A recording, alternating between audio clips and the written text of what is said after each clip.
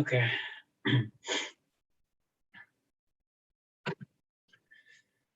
Krishna devotees, wish you happy Krishna conscious day. Please accept my humble obeisances. All goes to Srila Prabhupada, all goes to Guru and Gauranga. I have no qualification to speak on this subject matter of Srimad Bhagavatam, but whatever I could speak is the mercy of Guru Maharaj, Srila Prabhupada and deities Nitai Gaur Chandra. Before I start, I seek blessings of all the Vaishnavas, dear Guru Maharaj and Srila Prabhupada, so I can speak something beneficial to everyone. So before starting, so let's recite the prayers. Om Ajnana Timirandasya Jnananjana Shalakaya Chakshurun Militam Ena Tasmai Shri Gurave Namaha Shri Chaitanya Manodishtam Stapitam Ena Bhutale Swayam Rupa Kadamayam Dadati Swapadantikam Vandeham Shri Guru Shri Yuta Padakamalam Shri Gurun Vaishnavamscha Shri Rupam Sagrajatam Sagana Raghunadhanvitam Tam Sajivam Sadvaitam Savadutam Parijana Saitam Krishna Chaitanya Devam Shri Radha Krishna Padan Sagana Lalita Shri Vishakhanvitanscha He Krishna Karuna Sindho Dina Bandho Jagatpate Gopesha Gopika Kanta Radha Kanta Namostute Tapta Kanchana Gaurangi Radhe Rindavaneshwari Rishabhanusute Devi Pranamami Haripriye Vancha Kalpatarubhyascha Kripa Sindhubhya Evacha Patitanam Pavanebhyo Vaishnavebhyo Namo Namaha Jai Shri Krishna Chaitanya Prabhu Nityananda Shri Advaita Gadadhara Shri Vasadi Gaura Bhaktarinda Hare Krishna Krishna Krishna Hare Hare Hare Rama Rama Rama Hare Hare Bhagavatam prayers. Narayanam Namaskrityam Naran Chaiva Narottamam Devim Saraswatim Vyasam Tato Jayam Udirayet Nashtaprayeshu Abhadreshu Nityam Bhagavata Sevaya Bhagavati Uttama Sloke Bhakti Bhavati Naishtukim Om Namo Bhagavate Vasudevaya Om Namo Bhagavate Vasudevaya. Om Namo Bhagavate Vasudevaya. Thank you all for joining today's Bhagavatam class. We are reading from Canto 1, Chapter 18, title Maharaj Parikshit Cursed by Brahmana Boy, text 26. And let's recite the verse. Pratiruddhendriya prana mano buddhim uparatam sthanatrayat param praptam brahma bhutam avikriyam. One more time. Pratiruddhendriya prana mano buddhim uparatam sthanatrayat param praptam brahma bhutam avikriyam. Synonyms. Pratiruddha, restrained. Indriya, the sense organs. Prana, air of respiration. Mana, the mind. Buddhim, intelligence. Uparatam, inactive. Sthana, places. Trayat, from the three. Param, transcendental. Praptam, achieved. Brahmabhutam, qualitatively equal with the supreme absolute. Avikrayam, unaffected. Translation.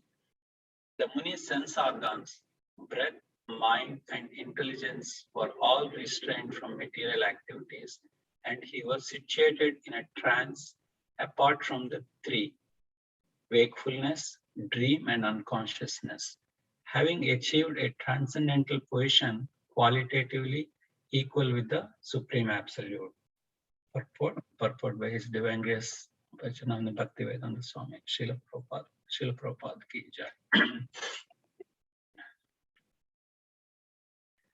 So it appears that the Muni in whose hermitage the king entered was in yogic trance. The transcendental position is attained by three processes, namely the process of jnana or theoretical knowledge of transcendence, the process of yoga or factual realization of trance by manipulation of the physiological and psychological functions of the body, and the most approved process of bhakti yoga or the engagement of senses in the devotional service of the Lord. In the Bhagavad Gita, also we have the information of the gradual development of perception from matter to a living entity. Our material mind and body develop from the living entity, the soul, and being influenced by the three qualities of matter, we forget our real identity. The jnana process theoretically speculates about the reality of the soul, but bhakti yoga factually engages the spirit soul in activities. The perception of matter is transcended to still subtler states of the senses. The senses are transcended to the subtler mind, and then to breathing activities, and gradually to intelligence.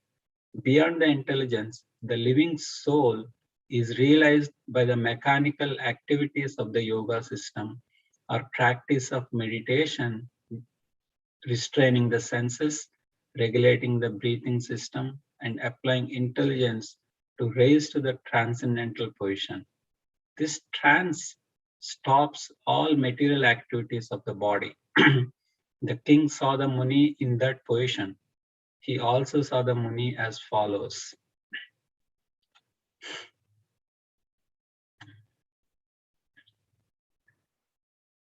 So when I look at the translation, like here, the Muni's sense organs, breath, mind, and intelligence were all restrained from material activities, and he was situated in trance apart from the three: wakefulness, dream, and unconsciousness, having achieved a transcendental position qualitatively equal with the Supreme Absolute.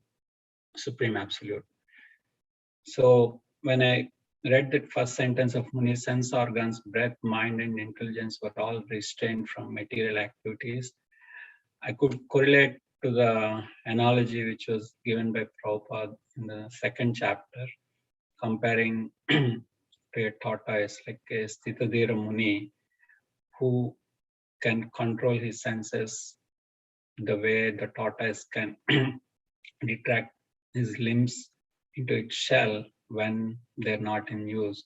Similarly, a Sthitadhira Muni can restrain his senses when they are not in the service of Krishna.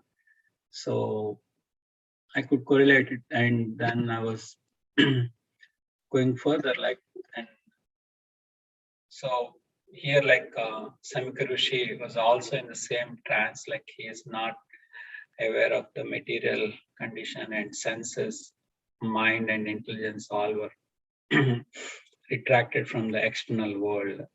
And later verses does explain the external condition, how Samika Rishi was in the seating position, like his body and all that stuff. So what is the transcendental state means?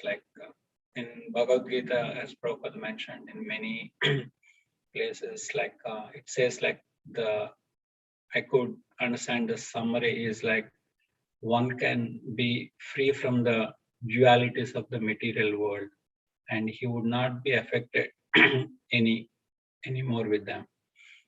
So like heat or cold, which represents our physical condition, physical dualities. We can't restrain too much heat and we can't put too much cold. At the same time, honor and dishonor is related to the false ego. So that's something. And the other one is the happy and distress is the mental condition. So happy and distress mainly comes because of our expectations and from the activities whatever we perform. So as per Bhagavad Gita, in the Bhagavad Gita, Krishna explains all different process, how one can raise to that transcendental state. And we'll talk a little bit on those, and then we'll see like how Bhakti works along, or how Bhakti is important than all other things, or Bhakti includes all of those other ones. The first one is karma, executing duties without attaching to the fruitive results. Like in the material world, everyone, whenever perform an activity, we expect a result of it. Like when we attach to the result, so it raises us to that condition of happy and distress. So if we achieve the result, we are happy. If we do not achieve the result, it's distress.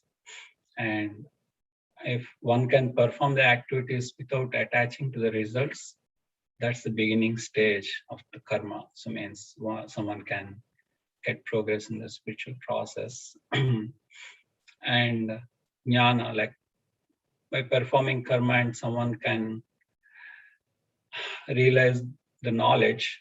Jnana like means this material body is temporary and spirit soul is eternal.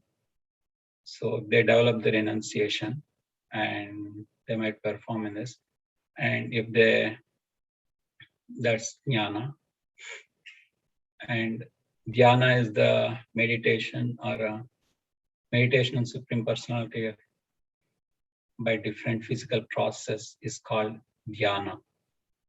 So in dhyana, like I think 6th chapter of Bhagavad Gita, it fully explains on the dhyana process how one can do that yoga and realize Supreme Person. So there are eight steps or 8 processes in the dhyana. One is yama, don'ts, like prohibitions and the regulations, what we have to avoid when we're doing. And niyama is the do's, rules and prescriptions, what we to follow. And asana is bodily exercises, pranayama, breathing exercises, and pratyahara, withdrawing the senses from the sense objects. And dharana, fixing the mind on the Lord's form. Dhyana, intensified meditation on the Lord. And samadhi, complete absorption or trance. And after hearing all these things, Arjuna tells Krishna on the 6th chapter, saying that it's very easy to control the wind, but not the mind. You know that at least in the material perception, wind can be considered as the very strong or heavy, and it can destroy cities or states or countries if it is when it is very strong. So and Arjuna is saying, so I can control the wind, but not the mind. But then Krishna says in the same chapter, like means it's possible by practice, abhyasa yoga yuktena. So the last one is bhakti, as a devotional service. Performing devotional service unto Supreme Lord is like just simply engage our senses in the service of the Lord. As 9 processes of bhakti are given, like which is like Shravanam, Kirtanam, Vishnu Smaranam, Pada Sevanam, Archanam, Vandanam, Dasyam, Sakyam, and Atmanivedanam. All these processes are there, like every process by performing, we are engaging our senses and whole body in the service of the Lord. And just hold on, I forgot to get the surrender to the book. I have to read something.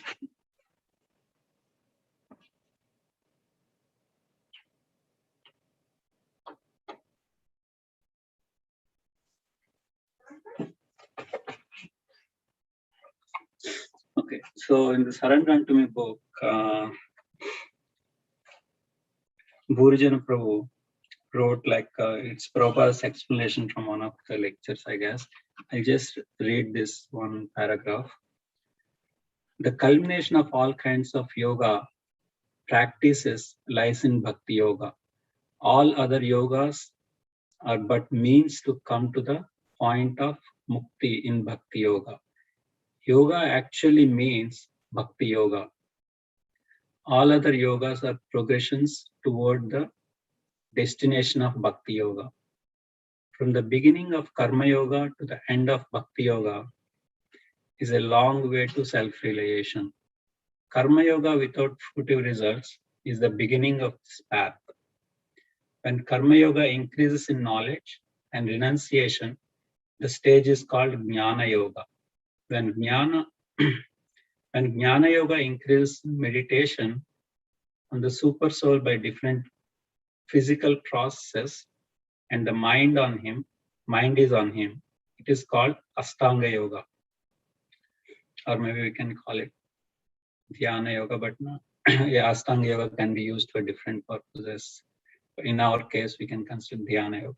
And when one surpasses Ashtanga Yoga and comes to the point of the Supreme Personality of Godhead, Krishna, it is called Bhakti Yoga, the culmination. Factually, Bhakti Yoga is the ultimate goal. But to analyze Bhakti Yoga minutely, one has to understand these other yogas. So here Prabhupada is explaining explicitly. So Bhakti Yoga is the own process, like even the other yogas someone practices, they need to realize that Bhakti Yoga is the only process they can. They have to realize at the end, Bhakti Yoga is the process service unto the Supreme Lord. So, and just gathered like comparison between the other yogas and Bhakti Yoga. So goal of yoga is to attain Supreme Personality of Godhead. That's what Prabhupada was saying, like at the end of life, even whatever yoga they practice, they need to come to the conclusion that the goal is to attain Krishna or service unto Supreme Lord, the Bhakti Yoga. So I gathered some verses from Bhagavad Gita which shows or says in that similar lines. So first one is 7th chapter 28th verse. Persons who have acted piously in previous lives and in this life and whose sinful actions are completely eradicated are freed from the dualities of delusion and they engage themselves in my service with determination. So it's my understanding of like a thing like the pious activities previous lives performing is something considered to the karma yoga without fruitive results. At some time in future lives, they would realize that Krishna is the supreme and they engage themselves in the service of Krishna with determination. The next one is 7.19. After many births and deaths, he who is actually in knowledge surrender unto me, knowing me to be the cause of all causes and all that is. Such a great soul is very rare. So this is linked to the Jnana Yoga. So means one has a full knowledge, then they can surrender to Krishna. But he's saying such a great soul is very rare. Just by surrendering unto Krishna, by having the knowledge. And the last one is from the 6th chapter, 45th verse.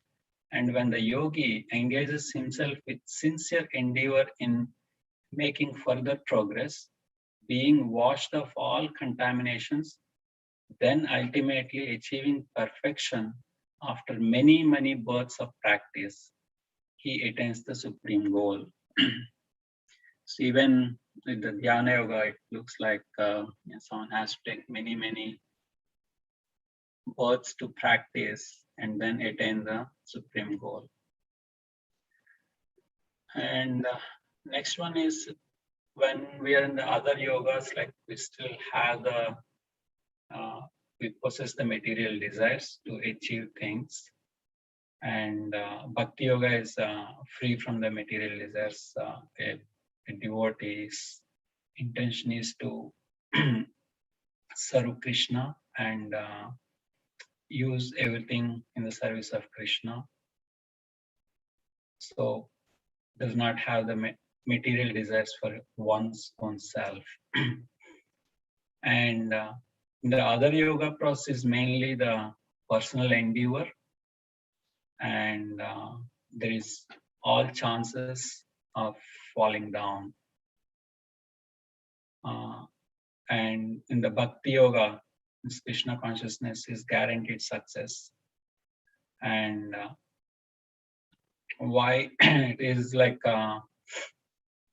first is when we are doing the other yogas, we have to control our senses, mind, to progress in the path. It's very easy for us in a material world to get distracted, and there are so many sense objects or objects for the enjoyment are available, and we can easily get distracted.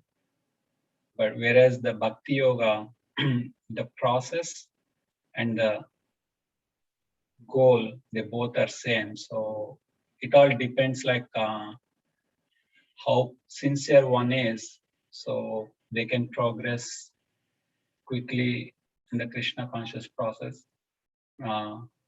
And whatever we are practicing Bhakti Yoga besides, it's never lost, and wherever we left, so we're going to start from there. And also in the Krishna confirms in the 9th chapter, 22nd verse, but those who always worship me with exclusive devotion, meditating on my transcendental form, to them I carry what they lack and I preserve what they have. So Krishna is confirming that by practicing the devotion unto Krishna, he is going to help, like whatever is lacking, he is going to provide, and he'll preserve what we have. So means it will be easy to practice Bhakti Yoga. And also I gathered some other verses to show that, like means Bhakti Yoga is the only way to realize the goal of life. In 9th chapter, 27th verse, Krishna says, whatever you do, whatever you eat, whatever you offer or give away, and whatever austerities you perform, do that, O son of Kunti, as an offering to me. So this we can consider as like karma yoga, but in the service of Krishna, devotional service kind of includes all these things. And 6.47 says, and of all yogis, the one with great faith who always abides in me, thinks of me within himself, and renders transcendent loving service to me. He is the most intimately united with me in yoga and is the highest of all. That's my opinion. So again, Krishna is confirming who does the devotional service or transcendental service unto him is the best. So Bhakti Yoga. And the one more 18.55. One can understand me as I am, as the Supreme Personality of Godhead, only by devotional service. And when one is in full consciousness of me by such devotion, he can enter into the kingdom of God. So Krishna again confirming strongly in the last chapter, saying that only by devotional service we can understand him and we can attain his kingdom of God. And just to conclude what we discussed, so Sri Chaitanya Mahaprabhu simplified the process for the Kali Yuga just to chant the Hare Krishna Maha Mantra to attain perfection of our life. And Srila Prabhupada provided the very conducive environment to practice the ABCD of devotion service. So A meant for association, congenial communities, like we have so many devotee communities who has the similar mindset can come and practice the Krishna consciousness, and we can take association to progress, support each other to progress in Krishna consciousness. And Prabhupada gave many books which will raise or increase our knowledge, and that in turn will strengthen our faith to practice Krishna consciousness more. Chanting, holy name or Maha Mantra, which is simple to chant, and deity worship. Prabhupada built many temples around the world for us to worship the deities. And then the diet, Krishna Prasadam, to purify one's existence. So yeah, with that I would conclude. And yeah, Kartik is going on, and we get 1,000-fold benefit of all the activities whatever we perform. So maybe we can use this opportunity to improve at least one spiritual activity or whatever we are lacking. And I'm trying to listen to Prabhupada for the month of Kartik, because I never had that habit of listening. So I'm trying, and I request all of you devotees to pray for me so I can continue and I can get good at it. Thank you.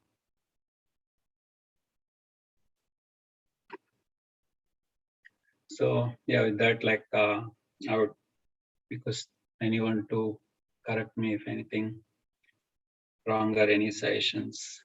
Thank you.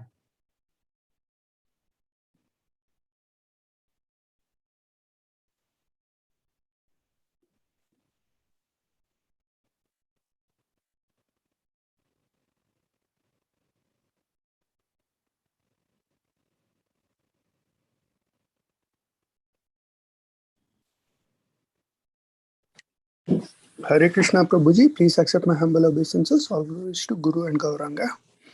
Prabhuji. Prabhuji, please accept mine too. Yeah, wonderful talk, Prabhuji. Actually, what caught my mind was how you described the Ashtanga Yoga and Bhakti Yoga. Ashtanga Yoga is where you try to control the senses, whereas Bhakti Yoga is where you employ the senses. That's a very subtle difference between the two, but also very profound, actually. I like that. And the other thing you said was, in Bhakti Yoga, the process and the goal are the same. That's also very significant. Thank you, Prabhuji. Very nicely explained. Thank you, Prabhuji.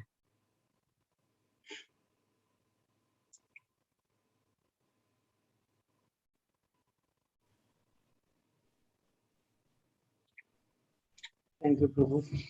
Thank you, Prabhuji. So you stress a lot of verses showing the importance of Bhakti, how Krishna helps. yes, Prabhuji. Thank you, Prabhuji. We'll end here, Prabhu? Or? Yes, Prabhuji. Yeah, I'm good. So I have to run too. So Okay. Thank you, Prabhu. Thank you, all devotees. Wish you all a happy Krishna conscious day. Oncha kalpatarupyasya kripa sindhubhya cha patitanam pavanebhyo vaishnavebhyo namo namaः.